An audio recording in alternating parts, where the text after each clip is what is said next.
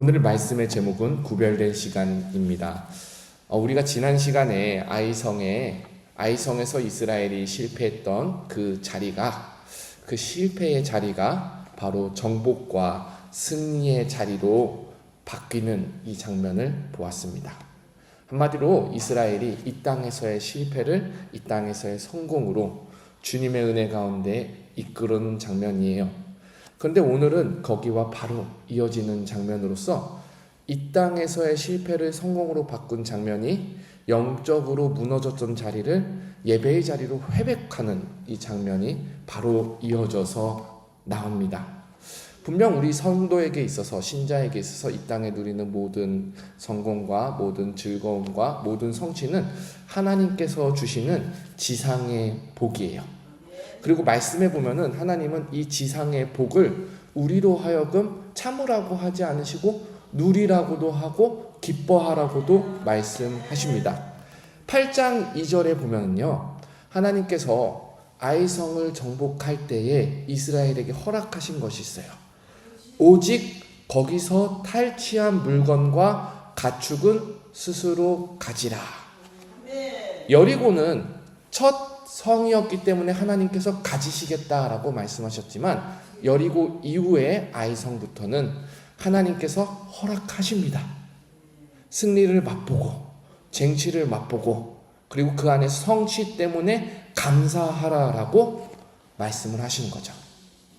전쟁에서 전투하는 용사가 전리품을 나누고 그것으로 인해서 기뻐하는 일이 가장 보람된 일인 것처럼 우리 성도에게도 한 달을 결산해가지고 월급이 얼마 되나, 한 달을 결산해가지고 이번 달에 하나님께서 소득을 얼마나 주셨나, 이거 나누고 계산하고 또 통장 들여다보는 일, 우리에게 아주 기쁘고 감사한 일입니다. 그런데요, 가장 기쁘고 흥분될 때에 우리는 그 시간을 어떻게 쓰고 있습니까?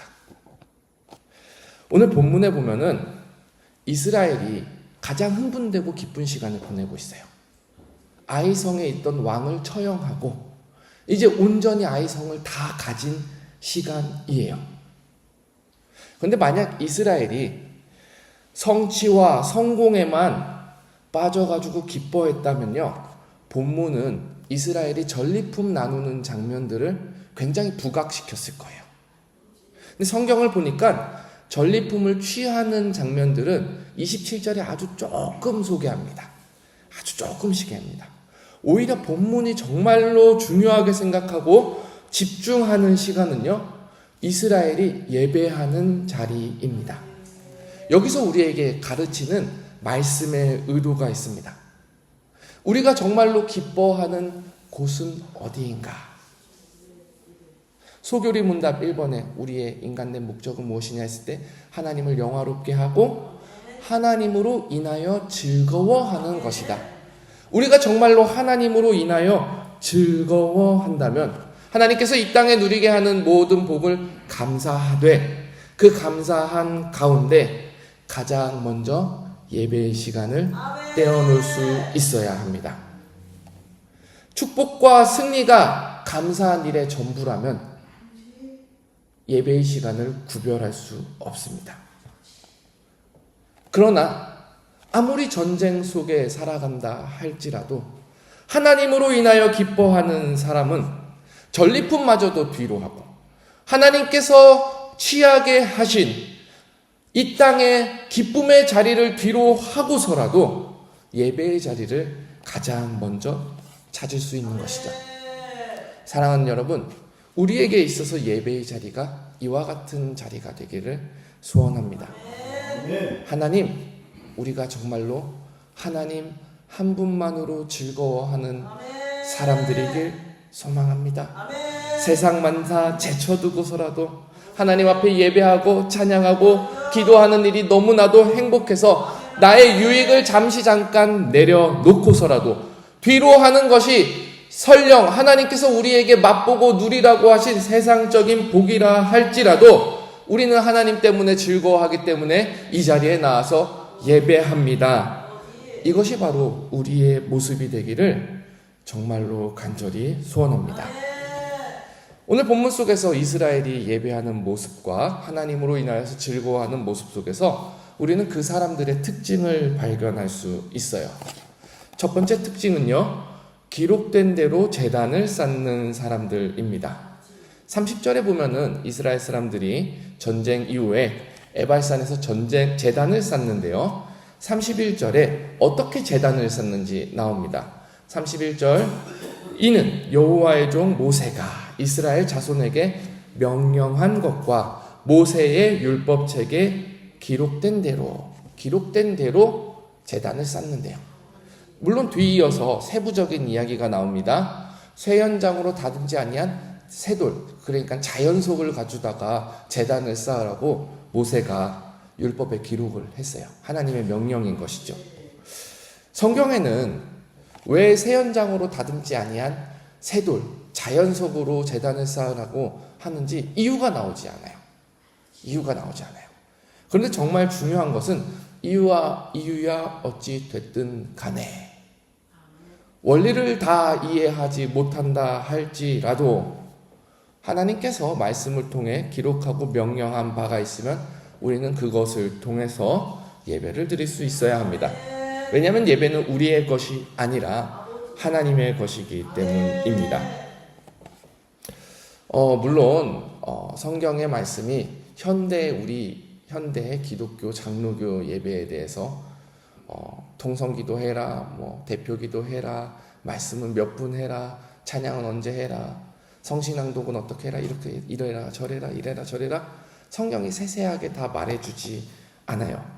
그러나 적어도 우리가 예배 시간에 예배 순서를 만들고 예전을 만들고 하나님께 영광을 드리는 일에 있어서는요, 신학적이고 성경적인 근거가 있어야 합니다.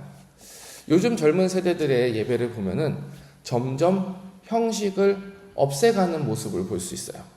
아무 형식 없이 찬양하다가 갑자기 기도하고 갑자기 설교하고 갑자기 끝나고 이런 경우가 있습니다.